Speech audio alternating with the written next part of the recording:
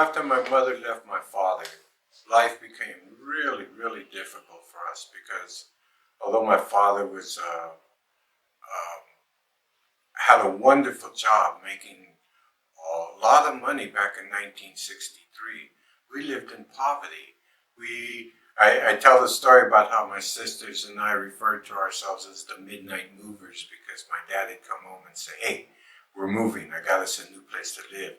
And that's because he hadn't been paying the rent. PG&E had already been turned off, so we really didn't, it was like, okay, we didn't have a whole bunch of stuff, furniture and stuff, because, we slept on the floor, and my father slept on the floor also in his room. And so that was existence, I grew up a hungry, dirty little kid without guidance and a lot of love. I used to go over to my friends' houses, and sometimes their parents would take pity on me and they would feed me and they would invite me to dinner. "Hey, Larry, tell Larry you can stay for dinner." But after a while, that wore out. You would say, "All right, you have to tell Larry we're ready for dinner. He has to go now." And I overheard him say, "Mom, he doesn't have anyone, there's nothing home for him." And the mother said, "Well, son, I'm sorry about that, but I have to take care of you guys, and I just have enough for you guys. So you'll have to tell him that he has to go." So by the time he came out, my friend Lewis came out to tell me this. I said, "Hey, Lewis, I'm going now, and I turned around and I walked away and went back home. And I knew my welcome was worn out at that moment, you see. So after my growing up like that made me, again, I was terrified. I ran the streets with other kids who weren't supervised and didn't have a lot of, family interaction. We ran the streets, we stole, we broke into cars, we broke into houses, we'd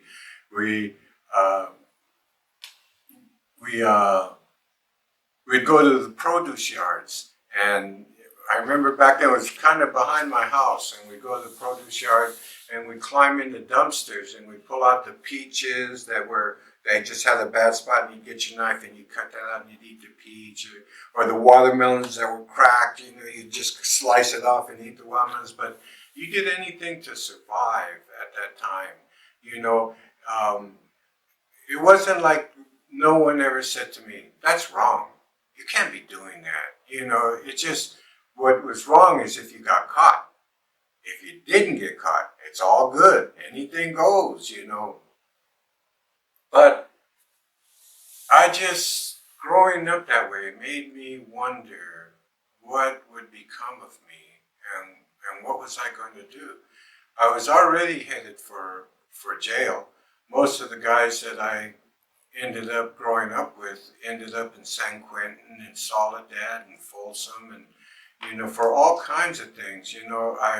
I didn't get into drugs because when I was a young kid, I drank.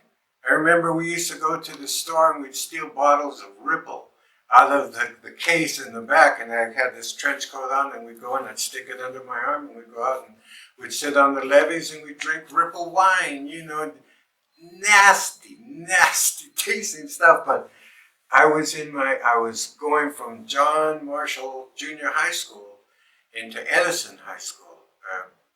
And I got caught right before I left John Marshall going into Edison. I had stole a bottle of wine and I took it to school and put it in my locker. And I thought, we'll drink it after school, me and my friends, you see. And they did a locker inspection and they found that bottle of wine in my locker. There was 7 days left for school. No, 3 days. 3 days left. And they found that. They took me into the office. They asked me. I told them I had found it on the way to school and that I was going to turn it in. But when I got to school, the bell rang. So I stuck it in my locker real quick, and they didn't buy that story. They suspended me for 10 days. Now I had 3 days left of school. All my friends got to graduate, but I didn't. I went and I hung around and waited till they got out of school. And then we went off and did our thing, rode our bikes and got into the mischief that we were going to get into. And then when I went to Edison High School, that first year I was suspended for the first 7 days of Edison High School. But I went to the first day and I walked around and I saw my friends and stuff, and that's when I realized that this is a waste of time. I'm not going to graduate. My grades, I already knew I wasn't going to graduate. So that's when, that summer, I worked out in the fields. And my father's best friend, who happened to be a World War II veteran also, who served in Europe, his name was Gene Forster, he taught me how to drive the tractor. One day, the tractor driver didn't show up to work, and we were working in the tomatoes.